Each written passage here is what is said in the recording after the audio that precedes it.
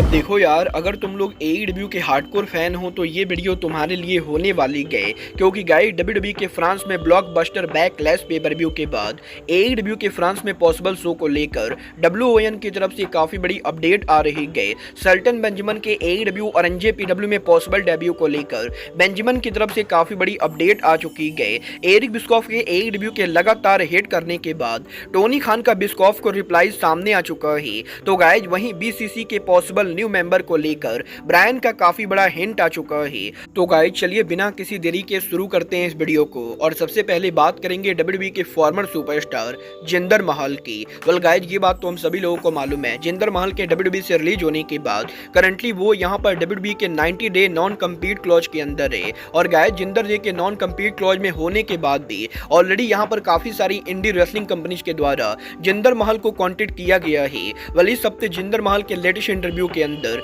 जिंदर महल ने उनके करियर के फ्यूचर को लेकर बात की, जहां पर जिंदर महल का यह कहना है कि डब्ल्यूडब्ल्यूई के अंदर जिंदर महल ने जब यहां पर मॉडर्न डे महाराजा कैरेक्टर पकड़ा था तो डब्ल्यूडब्ल्यूई के अंदर ओरिजिनली उनका ये कैरेक्टर एक बहुत ही बड़ा हील कैरेक्टर था, जो कि इंडियन कैरेक्टर था। बट गाइज अब यहां पर जब महल डब्ल्यूडब्ल्यूई से बाहर आ चुके गए तो वो यहां पर डेफिनेटली उनके मॉडर्न डे महाराजा कैरेक्टर को रखना चाहेंगे, बट डब्ल्यूडब्ल्यूई के बाहर वो इस कैरेक्टर को हील के बजाय बेबी फेस के तौर पर रन करना चाहते गए। और वो यहां पर जिस भी कंपनी के ऊपर जाएंगे वो ये होप कर रहे गए कि वो डब्ल्यूडब्ल्यूई के बाहर उस कंपनी के ऊपर मॉडर्न डे महाराजा कैरेक्टर को एक बड़े बेबी फेस के तौर पर बिल्ड करे। वेल गाइज मुझे तो इसके 0% चांसेस लगते गए कि जिंदर महल डब्ल्यूडब्ल्यूई के बाहर भी किसी कंपनी के ऊपर मॉडर्न डे महाराजा कैरेक्टर के साथ बड़ा बेबी फेस बन पाएंगे। वेल आपको क्या लगता है, जिंदर महल एक बेहतरीन बेबी फेस बनेंगे या नहीं? आप लोग मुझे कमेंट करके बताएंगे। बट गाइज जहां तक बात रही डब्ल्यूडब्ल्यूई की, तो गाइज यही रिसेंटली जिंदर महल के साथ साथ शेल्टन बेंजामिन के भी डब्ल्यूडब्ल्यूई से फायर्ड होने के बाद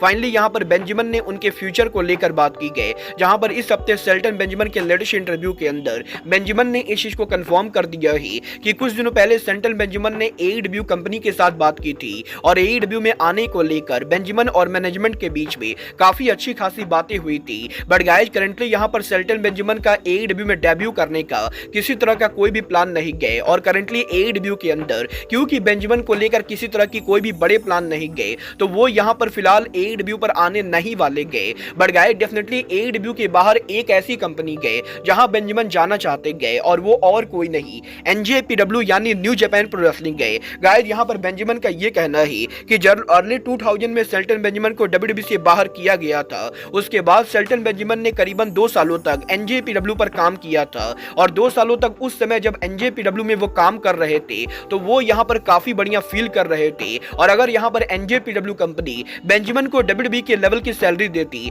तो वो यहां पर कभी एनजेपीडब्ल्यू को छोड़कर डब्ल्यूडब्ल्यूई के ऊपर वापस नहीं जाते। बट गाइस क्योंकि डब्ल्यूडब्ल्यूई के अंदर एनजेपीडब्ल्यू के मुकाबले रेसलर्स को ज्यादा सैलरी मिलती गई, तो गाइस इसलिए फाइनेंशियल रीजन की वजह से बेंजामिन ने एनजेपीडब्ल्यू को लीव करके डब्ल्यूडब्ल्यूई को ज्वाइन किया था। बट गाइस अब जबकि दोबारा से वो डब्ल्यूडब्ल्यूई से बाहर आ चुके गए तो गाइस वो यहां पर एनजेपीडब्ल्यू के ऊपर डेफिनेटली रिटर्न करना चाहेंगे, और वो यहां पर ये होप करते गए कि पॉसिबली एनजेपीडब्ल्यू के ऊपर भी वो उनके करियर को ओवर करेंगे। मतलब ये तो आने वाला टाइम बताएगा कि न्यू जापान बेंजामिन को वापस लेती है या नहीं। बट गाइज चलिए फिलहाल आगे बढ़ते और बात करते हैं एईडब्ल्यू के प्रेसिडेंट टोनी खान की। वेल गाइज इस हफ्ते टोनी खान के लेटेस्ट इंटरव्यू के अंदर टोनी खान ने एईडब्ल्यू के अदर स्पोर्ट से पॉसिबल क्रॉसओवर को लेकर बात की, जहां पर टोनी खान से यह पूछा गया कि क्या यहां पर टोनी खान पॉसिबली एईडब्ल्यू के ब्रांड को किसी दूसरे स्पोर्ट के साथ कोलैबोरेट करना चाहेंगे। तो गाइज टोनी खान जवाब देकर यह कहते गए कि डेफिनेटली वो यहां पर एईडब्ल्यू के ब्रांड को दूसरे ब्रांड के साथ कोलैबोरेट करना चाहेंगे, और वो यहां पर जैक्सनविल जैगुआर्स और एईडब्ल्यू के बीच में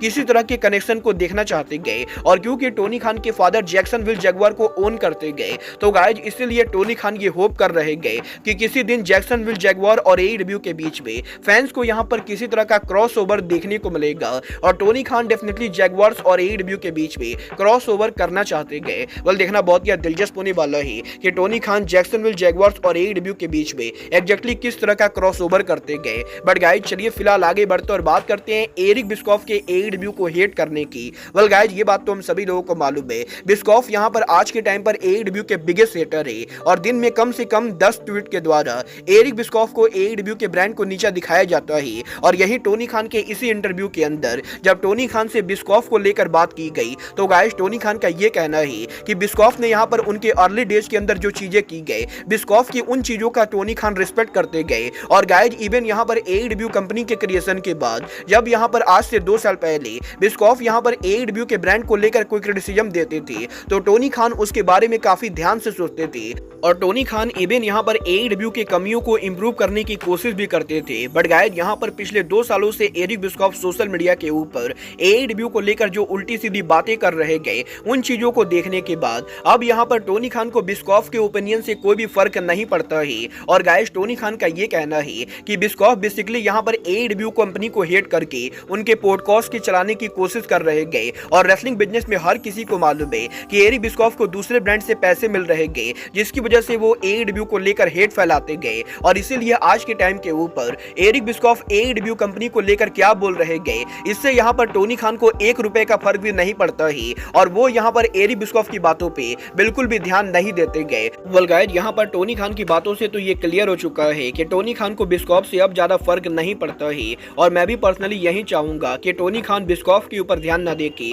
बल्कि अपनी कंपनी के ऊपर फोकस करे, क्योंकि गाइज अगर यहाँ पर टोनी खान कभी भी बिस्कॉफ को कोई भी जवाब देते गए तो इसका सबसे ज्यादा फायदा एरिक बिस्कॉफ को होने वाला है। वेल गाइज ये तो बात ही टोनी खान और एरिक बिस्कॉफ की। बट गाइज चलिए फिलहाल आगे बढ़ते और बात करते हैं बीसीसी के मेंबर ब्रायन डेनिसन की। वेल इस हफ्ते ब्रायन के एडब्ल्यू पर रिटर्न होने के बाद यहीं ब्रायन ने उनके लेटेस्ट इंटरव्यू के अंदर जब यहाँ पर बीसीसी को लेकर बात की तो गाइज यहाँ पर ब्रायन से ये पूछा गया कि वो यहाँ पर बीसीसी के अंदर अगर यहाँ पर किसी नए रेसलर को लाना चाहे तो वो किसको लाना चाहेंगे। तो गाइज यहीं ब्रायन जवाब देकर ये कहते गए कि आज से यहाँ पर करीबन 1 साल पहले एडब्ल्यू के अंदर ब्रायन ने स्टोरी लाइन के अंदर बीसीसी के अंदर डेनियल गार्सिया को लाने की कोशिश की थी। बट गाइज रियलिटी में ब्रायन हमेशा से ही डेनियल गार्सिया को बीसीसी के अंदर लाना चाहते थे और ब्रायन पर्सनली ये बिलीव करते गए कि डेनियल गार्सिया के बीसीसी में होने से बीसीसी और डेनियल गार्सिया दोनों के ही करियर पर काफी बढ़िया इंपैक्ट पड़ेगा। और अगर कभी भी यहाँ पर ब्रायन को मौका मिलता है कि वो सच में किसी रेसलर को बीसीसी का मेंबर बनाए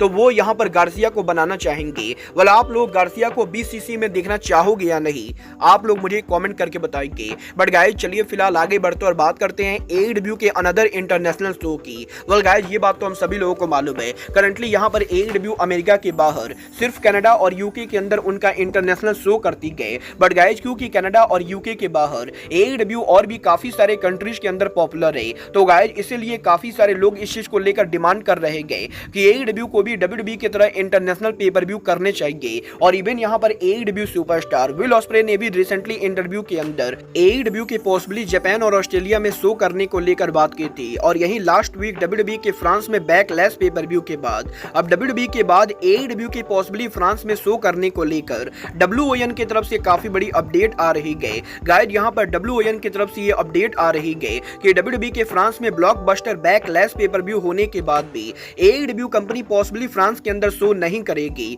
क्योंकि गाइड यहाँ पर एडब्ल्यू कंपनी अब भी यहाँ पर ग्लोबल लेवल पर डब्ल्यूडब्ल्यूई के मुकाबले बहुत ही कम पॉपुलर है। और गाइड डब्ल्यूडब्ल्यूई के लंबे हिस्ट्री और बड़ी पॉपुलरिटी की वजह से डब्ल्यूडब्ल्यूई जब भी अमेरिका के बाहर किसी दूसरे कंट्री में जाती गए तो गाइड डब्ल्यूडब्ल्यूई कंपनी उस कंट्री में शो करने के पैसे लेती गए। और गाइड फ्रांस के अंदर भी डब्ल्यूडब्ल्यूई को शो करने के लिए डब्ल्यूडब्ल्यूई को लोकल गवर्नमेंट से पैसे मिले थे। बट गाइड वहीं सेम टाइम के ऊपर अगर यहाँ पर एडब्ल्यूडब्ल्यू कंपनी इंटरनेशनली उनका कोई शो करती गए तो एडब्ल्यूडब्ल्यू को वहां के गवर्नमेंट के मुकाबले कोई भी पैसे नहीं मिलते गए। और क्योंकि एडब्ल्यूडब्ल्यू को खुले अभी मात्र 5 साल हुए ही और वो यहाँ पर ग्लोबली उतने पॉपुलर नहीं गए तो गाइज इसीलिए एडब्ल्यूडब्ल्यू कंपनी अगर यहाँ पर डब्ल्यूडब्ल्यूई के बाद फ्रांस में उनके पेपर व्यू को करेगी तो गाइज इस चीज की कोई भी गारंटी नहीं गए कि एडब्ल्यूडब्ल्यू कंपनी फ्रांस में कितने क्राउड को लाएगी। और गाइज यहाँ पर एडब्ल्यूडब्ल्यू कंपनी अगर फ्रांस में शो को होल्ड करती गए तो गाइज एडब्ल्यूडब्ल्यू के प्रोडक्शन का खर्चा भी काफी ज्यादा आने वाला है। और इसीलिए डेव मेल्जर ये बिलीव नहीं करते गए कि एडब्ल्यूडब्ल्यू कंपनी फ्रांस में फिलहाल के लिए कोई भी पेपर व्यू कर नहीं पाएगी। वेल गाइज ये बात तो मैंने आपको पहले ही लाइव स्ट्रीमिंग के अंदर कही थी